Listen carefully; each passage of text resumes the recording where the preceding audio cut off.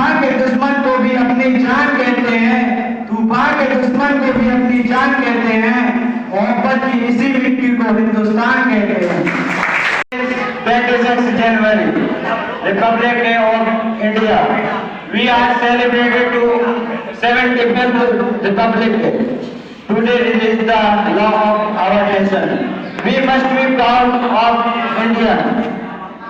मैं आप सभी को धन्यवाद देना चाहता हूँ कि मुझे इस मंच पर अपने विचार रखने का मौका दिया। मैं अपने विचार राष्ट्र निर्माण और देशभक्ति पर रखना चाहता हूँ। आजादी का मतलब वही समझ सकता है जिसने गुलामी की हो, लेकिन आजादी किलो तो 1857 में चल चुकी थी, लेकिन आजादी 1947 में मिल पाई। 62, 65 और 71 के युद्धों में जब सैनिक शहीद हो जाते हैं तो उनके परिवार वालों की स्थिति, उनके जो घर वाले होते हैं उनकी स्थिति जो होती है उसके बारे में कुछ कहना चाहते हैं कि प्यार भी भरपूर गया, मान का सिंदूर गया, नन्हे नौनिहालों की लंगोटियां चली गई, छोटी छोटी बेटियों की चोटियां चली गई, बाप की कमाई गई, भाई की पढ़ाई गई, अरे ऐसा एक विस्फोट हुआ, पूरे जिस्म की बोटियां चली गई। और आपके लिए तो एक आदमी मरा साहब, मेरे घर की तो रोटियां चली गई, मेरे घर की तो रोटियां चली गई। गंभीर हालत पैदा हो जाने के बावजूद भी जब एक माँ अपने बेटे को सरहद पर दुश्मन की धज्जियां उड़ाने के लिए भेजा करती थी तो उसको एक खत लिखा करती थी।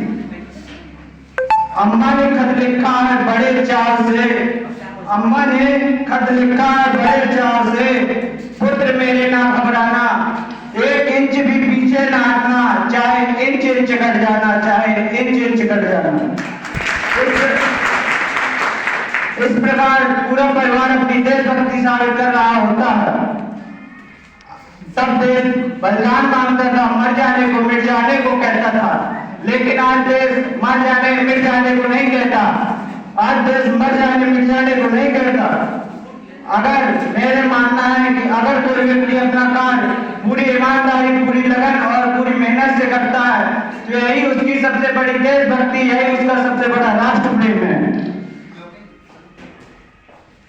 मैं जानना चाहता हूँ कि व्हाट्सएप, फेसबुक और इंस्टा की डीपी को तिरंगे से रख लेने से क्या देशभक्ति आप कहते हैं?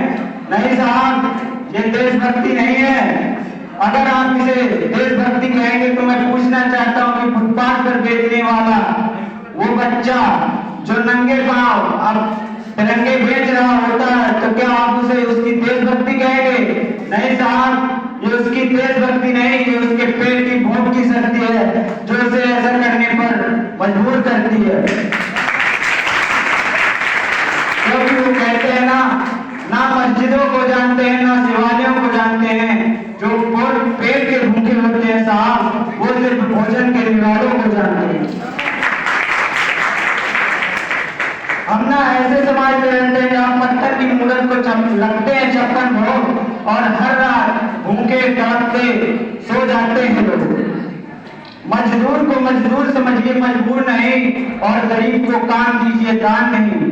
अगर दान देने के इतने ही इच्छुक हैं तो जीते जी रक्त दान दीजिए और मरने के बाद अंग दान देकर किसी मरते हुए को जीवन दान दीजिए। सबसे बड़ी राष्ट्रभक्ति और देश प्रेम। वास्तव में राष्ट्र निर्माण तब संभव होगा जब हमारे देश में औरतों की पूजा नहीं, इज्जत की जाएगी। हमारा देश राष्ट्र निर्माण तब संभव होगा जब हम जातिगत आरक्षण नहीं, समाज सशक्तिकरण की बात करेंगे। असल में हमारा राष्ट्र निर्माण तो तब संभव होगा जब एक गरीब बच्चा सरकारी स्कूल में मध्याह्न भोजन के लिए नहीं, ज्ञानार्जन के लिए जाएगा।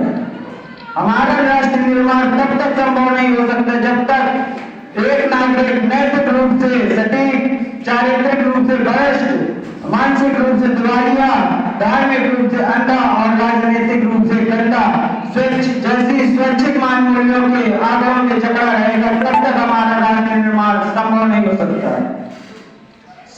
मैं सैल्यूट करना चाहता हूँ ऐसे व्यक्तियों को जो वो अपना काम पूरी ईमानदारी, पूरी निष्ठा और पूरी मेहनत से करते हैं। इसी के साथ एक छोटी